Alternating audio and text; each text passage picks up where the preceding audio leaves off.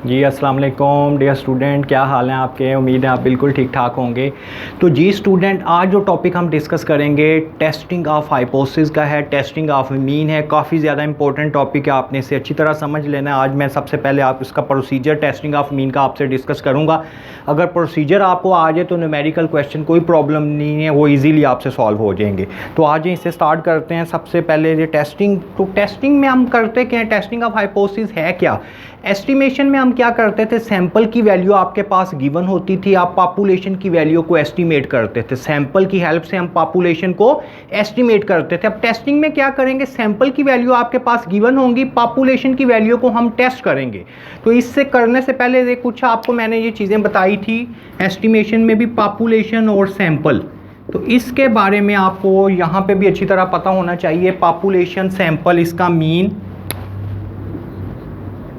इसका वेरिएंस, इसकी standard deviation. जो पॉपुलेशन का मीन होता है उसे हम बोलते हैं म्यू, सैंपल के मीन को हम बोलते हैं एक्स बार, पॉपुलेशन के वेरिएंस को बोलते हैं एस स्क्वायर, जबकि पॉपुलेशन के वेरिएंस को हम सिग्मा स्क्वायर बोलेंगे, सैंपल के वेरिएंस को बोलेंगे एस, पॉपुलेशन के स्टैंडर्ड डेविएशन को बोलेंगे सिग्मा। ये काफ़ी इंपॉर्टेंट नोटेशन है मीन, वेरिएंस, स्टैंडर्ड डेविएशन की, ये आपको पता होना चाहिए क्योंकि ये इसी में आगे यूज़ होंगी। तो अब आएँ, जो हमारा जो मेन काम है उसी पे हम आते हैं, टेस्टिंग ऑफ मीन का प्रोसीजर।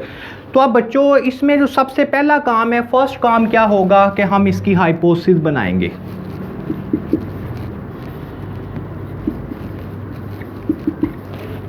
हाँ जी, हाइपोथेसिस में दो इसकी हाइपोथेसिस एच नॉट और एच वन। एच नॉट क्या होता है, नल हाइपोथेसिस। एच नॉट को हम क्या बोलते हैं, ये नल हाइपोथेसिस है। और एच वन क्या होता है, alternative hypothesis. H naught null hypothesis है, जो काम एच नॉट ने कहना है एच वन ने उसके अल्टरनेटिव कहना। अगर एच नॉट कह रहा है ये हो सकता है तो एच वन कहेगा ये नहीं हो सकता। अगर एच नॉट कह रहा है कि ये काम इसके इक्वल है, एच वन कहेगा ये इसके ग्रेटर है। तो ये दो हाइपोथेसिस हैं, एच नॉट और एच वन। तो टेस्टिंग ऑफ मीन में हम क्या करेंगे, एच नॉट बनेगी या तो mu equal to value, H one क्या बनेगा, mu not equal to value. H naught की कोई ना कोई वैल्यू दी होगी तो एच वन क्या कहेगा, एच नॉट कहेगा ये म्यू की वैल्यू है, जबकि एच वन कहेगा ये म्यू की वैल्यू नहीं है। म्यू क्या है, पॉपुलेशन पैरामीटर, इसे ही हमने टेस्ट करना है। ठीक होगी बात। या तो ये हाइपोथेसिस बनेगी या फिर ये भी बन सकता है कि एच वन कह रहा हो म्यू ग्रेटर देन वैल्यू, तो एच नॉट क्या कहेगा, mu less than equal to value. कोई ना कोई वैल्यू हमारे पास गिवन होगी। तीसरी कंडीशन ये भी हो सकती है कि एच वन कह रहा हो म्यू लेस देन वैल्यू, जबकि एच नॉट क्या कहेगा, mu greater than equal to value. ये तीन टाइप की हाइपोथेसिस बनेगी। तो इसको आपने अच्छी तरह देखना है। सबसे मेन काम हाइपोथेसिस ही है टेस्टिंग ऑफ मीन में बनाना। इसकी समझ आपको आ जाए तो आगे काम मुश्किल नहीं है। तो इसमें आपने एक बात तो ये याद रखनी है कि एच नॉट में हमेशा इक्वल होता है, जबकि एच वन में कभी भी इक्वल नहीं होगा। एच नॉट में हमेशा इक्वल होगा। अगर मैं आपको कहता हूँ कि आप ये टेस्ट करो म्यू इक्वल टू 7, तो आप कहोगे ये क्या है, आप कहोगे ये एच नॉट है। मैं कह रहा हूं जिसमें इक्वल आए वो क्या होगा, एच नॉट। जिसमें इक्वल नहीं आएगा उसे हम क्या बोलेंगे, एच वन। तो अगर मैं कहता हूं जी आप ये टेस्ट करो म्यू ग्रेटर देन 7, तो सबसे पहले हम ये देखेंगे ये एच नॉट है कि एच वन है। तो इसमें हमें इक्वल नज़र नहीं आ रहा, तो ये क्या होगा, एच वन। ठीक है, आपने ये इसमें डिसाइड करना है एच नॉट क्या है और एच वन क्या। अगर एक डिसाइड हो जाए तो दूसरा हम फाइंड कर सकते हैं। ठीक है। अब इसके बाद एक बात आपने यहाँ पे ये याद रखनी है कि अगर ये वाली फर्स्ट वाली हाइपोथेसिस बने इक्वल नॉट इक्वल, इसे हम बोलते हैं यहाँ पे टू टेल। अगर ये वाली बने ग्रेटर वाली, अगर एच वन आपका ग्रेटर हो तो इसे हम बोलते हैं वन टेल अपर टेल। अगर ये बने लेस वाली तो इसे बोलते हैं वन टेल लोअर टेल। तो जी स्टूडेंट, अब टेल जो है ये हमने हमेशा एच वन को देख के डिसाइड करनी है, एच नॉट को देख के नहीं डिसाइड करनी। किससे देख के करनी है, एच वन को। अगर तो एच वन नॉट, अगर एच वन आपका ये इक्वल है, ये नॉट इक्वल है। अगर एच वन नॉट इक्वल है, अगर एच वन क्या है, नॉट इक्वल के, तो फिर ये क्या होगा, टू टेल। अगर H1 ग्रेटर है, अगर H1 ग्रेटर है तो ये वन टेल है, लेकिन कौन सी? अपर। अगर H1 लेस है तो ये कौन सी टेल है जी? वन टेल है, बट कौन सी? लोअर। तो इसका मतलब है कि जो टू टेल वन टेल हमने किसको देख के डिसाइड करनी है? H1 को, अल्टरनेटिव हाइपोथेसिस को। अगर तो H1 नॉट इक्वल है तो टू टेल टेस्ट है, अगर नॉट इक्वल नहीं है तो ग्रेटर है तो वन टेल अपर टेल होगा, अगर H1 लेस है तो वन टेल लोअर टेल होगा। ठीक होगी बात। तो यहाँ पे मैंने आपको जो मेन चीज़, एक तो आपको ये भी पता लग गया टेल कौन सी है, दूसरा मैंने आपको बताया हमें कैसे पता लगेगा हाइपोथेसिस का। अगर तो इक्वल दिया हुआ है तो H0 है, अगर इक्वल नहीं है तो वो H1 है। फॉर एग्जांपल वो अगर आपको कह रहा है कि आप ये टेस्ट करो म्यू इक्वल टू 7, तो ये क्या होगा? आप जल्दी से बोलेंगे H0, क्योंकि इसमें इक्वल है। तो H1 क्या होगा? इसके अल्टरनेटिव लिख दो, म्यू नॉट इक्वल टू 7। ये हमारे पास हाइपोथेसिस बन गई। ठीक है। अब अगर मैं आपको कहता हूँ जी आप ये टेस्ट करो, H0 जो है mu greater than equal to 7 है, mu greater than equal to, equal तो यहाँ पर आ गया, इक्वल यहाँ पर आ गया, आपको कह रहा है mu greater than equal to 7 test करो, तो आप देखोगे इक्वल हमें नजर आ गया, तो ये क्या होगा? H0। अगर ये H0 है तो इसका H1 क्या बनेगा? ये ग्रेटर देन इक्वल है तो इसका उल्ट क्या होगा? लेस देन 7, क्योंकि H1 में इक्वल कभी भी नहीं लिखना। ठीक होगी बात। सबसे पहला काम तो यही है कि हम अपनी हाइपोथेसिस देखेंगे किस तरह बननी है। सबसे मेन काम इसमें यही है कि हाइपोथेसिस आपने चेक कर लेनी है कौन सी बनती है।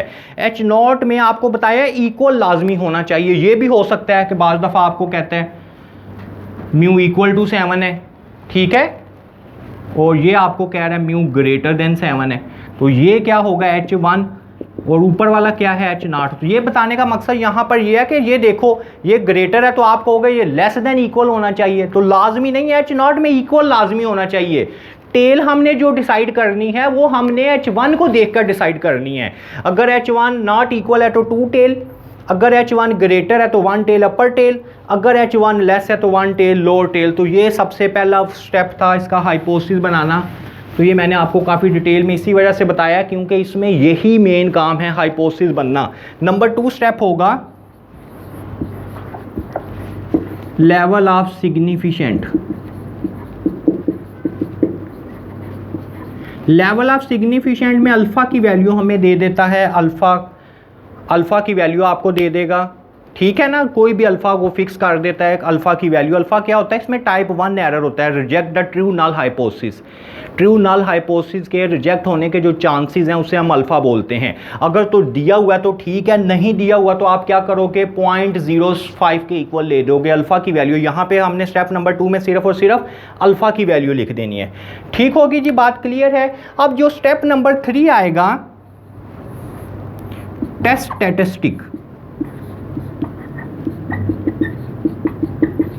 टेस्ट स्टैटिस्टिक तीसरा स्टेप कौन सा है? टेस्ट स्टैटिस्टिक क्या कि कौन सा फार्मूला, टेस्ट स्टैटिस्टिक्स में हम क्या करेंगे? कौन सा फार्मूला हम यूज़ करेंगे टेस्टिंग ऑफ मीन के लिए, कौन सा फार्मूला यूज़ होना है, ये हम कहाँ पर करेंगे? टेस्ट स्टैटिस्टिक में ये काम करेंगे। आप ये देखें, यहाँ तो z का एक formula x bar minus mu sigma one under root n, एक तो फार्मूला इसका ये है, x बार सैंपल का मीन है, म्यू पॉपुलेशन का मीन है। ये फार्मूला हम कब लगाएंगे? ये फार्मूला हम लगाएंगे जब सिग्मा आपका नॉन होगा, n बेशक 30 से ज़्यादा हो या n 30 से कम हो, हम यही फार्मूला लगाएंगे z का टेस्ट स्टैटिस्टिक्स में। दूसरा एक फार्मूला है z का, x बार माइनस म्यू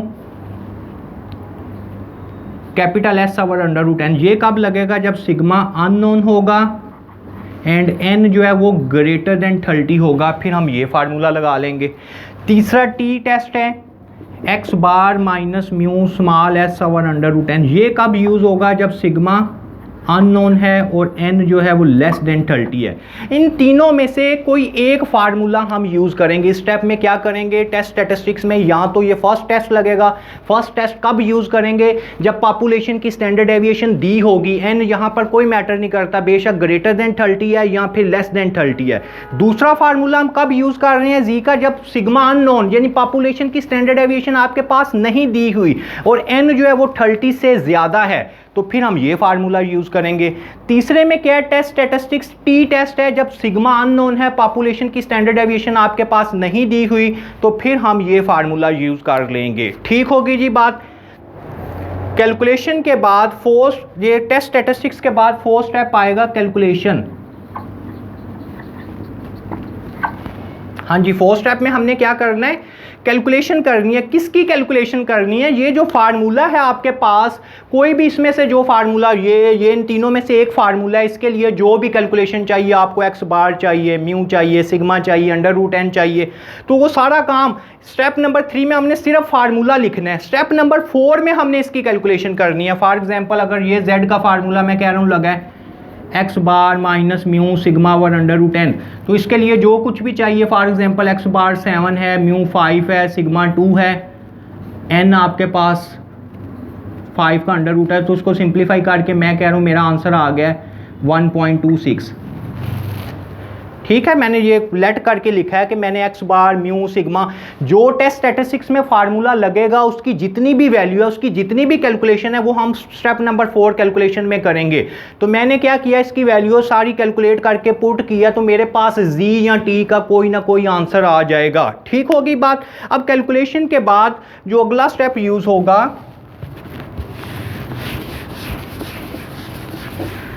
हाँ जी, कैलकुलेशन के बाद अगला स्टेप है क्रिटिकल रीजन। 5 नंबर पे क्रिटिकल रीजन। तो बच्चों ये बात याद रखो, जो क्रिटिकल रीजन है ये हम किसको देखकर बनाएंगे, क्रिटिकल रीजन हमने हाइपोथेसिस को देखकर बनाना है।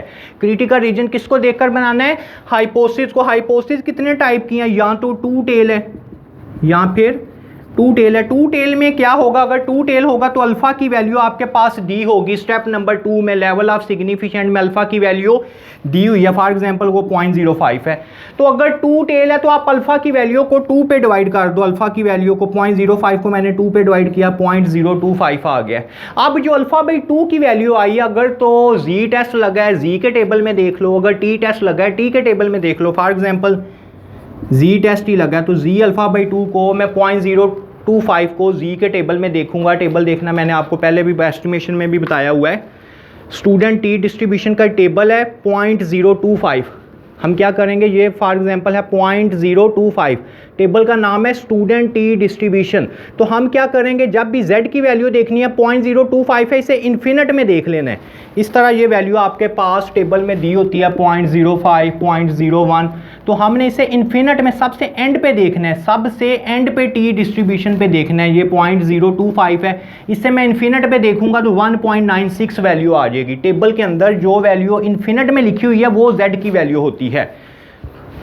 z का टेबल आपने देख लिया तो वैल्यू हमारे पास आ गई 1.96। अब आपने ये देखना है ये 1 टेल है या 2 टेल है, तो ये तो 2 टेल है। जब 2 टेल है तो इसके साथ प्लस माइनस दोनों लगा दो। मैंने क्या किया, अल्फा की वैल्यू दी हुई थी, 2 टेल है, उसे 2 पे डिवाइड किया है, फिर मैंने उसे टेबल में देख लिया, उसकी वैल्यू 1.96 आ गई है। ये करके आपने ये एक शेप है ये बना देनी है,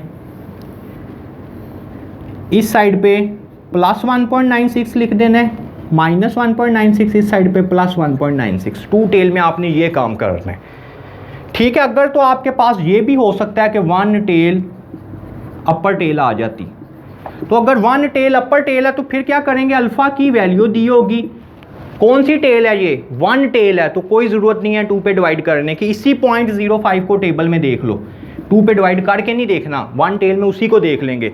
तो जब मैं 0.05 को टेबल में देखूंगा तो उसी तरह आप 0.05 को ऊपर देखोगे स्टूडेंट टी डिस्ट्रीब्यूशन में, उसे इन्फिनिट पे देखो, 0.05 को इन्फिनिट पे देखो तो वहाँ पे वैल्यू आएगी 1.645। तो ये कौन सी टेल है, 1 टेल अपर टेल, तो इसके साथ सिर्फ प्लस लगेगा। 2 टेल में हमने प्लस माइनस लगाया था, जबकि 1 टेल अपर टेल में सिर्फ और सिर्फ प्लस लग रहा है। तो जब मैं इसकी शेप बनाऊंगा तो कुछ इस तरह बन जाएगी, सिर्फ राइट साइड पर आएगा।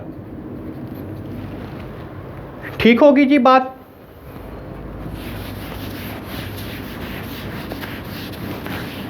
अब तीसरी बात ये भी हो सकती है कि 1 टेल लोअर टेल आ जाए।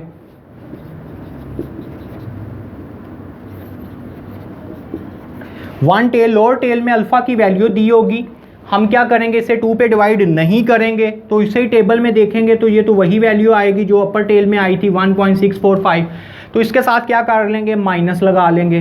तो जब माइनस लगाएंगे माइनस मैंने क्यों लगाया, क्योंकि ये लोअर टेल है, टू टेल में प्लस माइनस दोनों लगाया, अपर टेल में मैंने प्लस लगा दिया, लोअर टेल में माइनस लगा दिया। तो मैंने 0.05 को टेबल में देखा 1.645 आ गया, तो जब इसकी कुछ शेप बनेगी तो कुछ इस तरह बनेगी।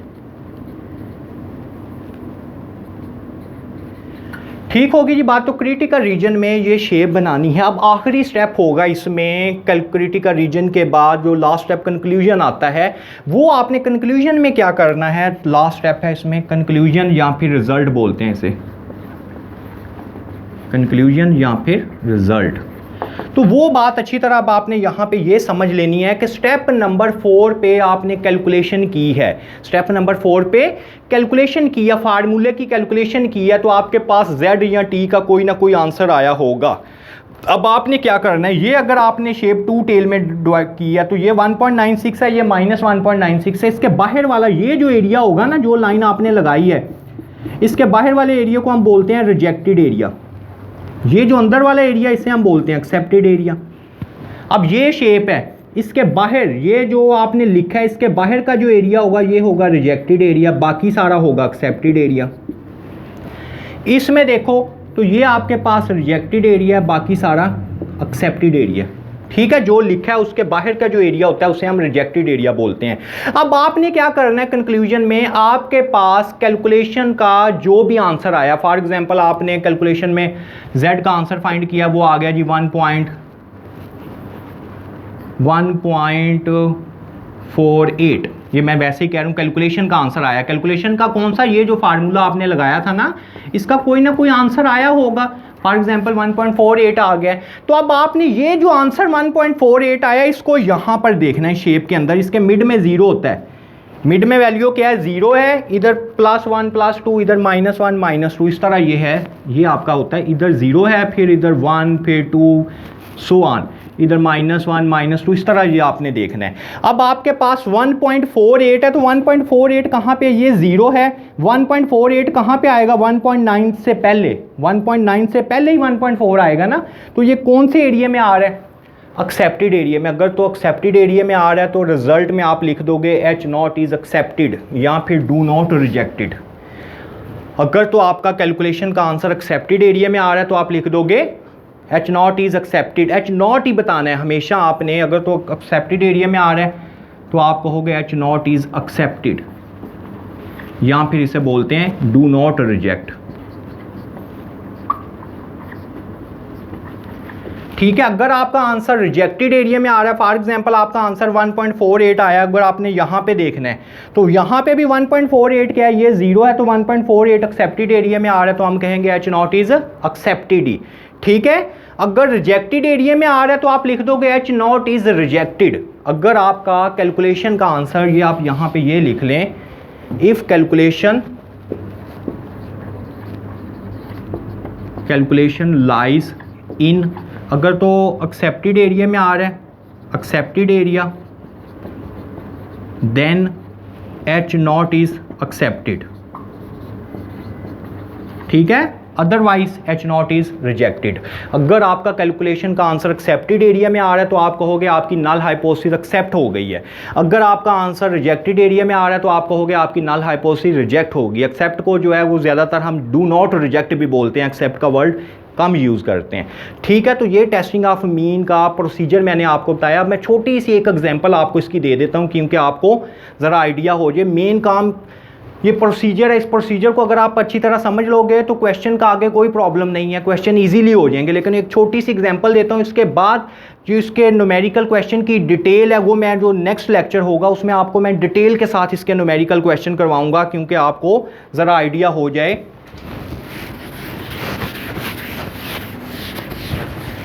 इस वीडियो के एंड पे भी मैं आपको ना जो इसके न्यूमेरिकल क्वेश्चन है उसका लिंक दे दूंगा। अब क्वेश्चन फॉर एग्जांपल ये है कि आपको कह रहा है random sample of 20 observation, n किसके इक्वल है 20 के, विद मीन इज़ 15, मीन 15 के इक्वल दिया हुआ है, and population standard deviation is, population standard deviation sigma होती है, ये 4 के इक्वल दी है। आपको कह रहा है test that population mean is 5, test that population mean is 10। आपको कह रहा है अल्फा इक्वल टू पॉइंट। ये मैं छोटी सी एग्जांपल दे रहा हूँ, लेकिन जो न्यूमेरिकल क्वेश्चन है वो डिटेल में मैं इंशाल्लाह आपको नेक्स्ट लेक्चर में करवाऊंगा। आपको कह रहा है कि आप टेस्ट करो कि पॉपुलेशन मीन किसके इक्वल है, 10 के इक्वल है। तो आप क्या करोगे, सबसे पहला काम हाइपोथेसिस बनाना है। तो हाइपोथेसिस में क्या लिखोगे, म्यू इक्वल टू 10, ये आपको कह रहा है। तो आप खुद सोचो ये H0 है कि H1, तो ये क्या है H0। हमें कैसे पता लगा H0 है, क्योंकि इक्वल दिया हुआ है। तो मैंने आपको बताया जब इक्वल होगा तो उसे हम क्या बोलेंगे, ये H0 है। और H1 क्या बनेगा, नॉट इक्वल टू। H0 में आपने इक्वल कह दिया जबकि H1 में इक्वल नहीं है। स्टेप नंबर 2 क्या होगा, लेवल ऑफ सिग्निफिकेंट कुछ भी नहीं, अल्फा की वैल्यू दी हुई है 0.05, ये लिख लो बस। इसमें एक ही हाइपोथेसिस है, वो ये वाली बनती थी। स्टेप नंबर 3 क्या होगा, सिग्मा नोन है कि अननोन है, सिग्मा तो नोन है, तो Z का ये फार्मूला लग जाएगा x bar minus mu sigma over √10। Step number 4 क्या होगा, कैलकुलेशन। अब इस फार्मूले की आप कैलकुलेशन कर लोगे। फॉर एग्जांपल x बार कितना है 15, म्यू कितना है, म्यू 10 है, सिग्मा कितना है 4, n कितना है 20। तो इसको हम सिंप्लीफाई करेंगे तो Z का आंसर आ जाएगा 15 में से 5, 4 divided by √20, 0.89, 5 divided by 0.89, 5 divided by answer, तो ये आ रहा है 5.5। कैलकुलेशन का आंसर 5.5 आ गया। अब मुझे क्या चाहिए 5.5। अब 5 नंबर पे मैं क्या करूँगा, क्रिटिकल रीजन बनाऊँगा। तो ये देखूँगा ये 2 टेल है कि 1 टेल, तो यहाँ पे देखें ये तो 2 टेल है क्योंकि इक्वल नॉट इक्वल है। तो 2 टेल में क्या होता है, अल्फ़ा की वैल्यू दी होगी, मैं अल्फ़ा की वैल्यू को 2 पे डिवाइड करूँगा, 0.025 आ जाएगा। इसे मैं टेबल में देखूँगा तो 1.96 आ गई। अब आप क्या करोगे, 1.96 है, 2 टेल है, तो 2 टेल में बच्चों मैंने आपको क्या बताया, इसके साथ प्लस माइनस लगा दोगे। एक साइड पे -1.96, एक साइड पे प्लस 1.96 आ गई है। अब आप क्या करोगे, आपके कैलकुलेशन का आंसर क्या आया 5.5। तो 5.5 कहाँ पर आ रहा है, 1.96 के बाद यहाँ पे आ रहा है 5.5। ये कौन सा एरिया रिजेक्टेड, तो कंक्लूजन में हम लिख देंगे H0 इज़ रिजेक्टेड। ठीक है, ये मैंने छोटी सी एग्जांपल देख के आपको बताया। बताने का मकसद इसमें ये था कि न्यूमेरिकल क्वेश्चन इसके बिल्कुल टफ नहीं है। मेन काम आपने जो मैंने प्रोसीजर बताया है उसको आपने अच्छी तरह कर लें तो क्वेश्चन ईजीली हो जाएंगे।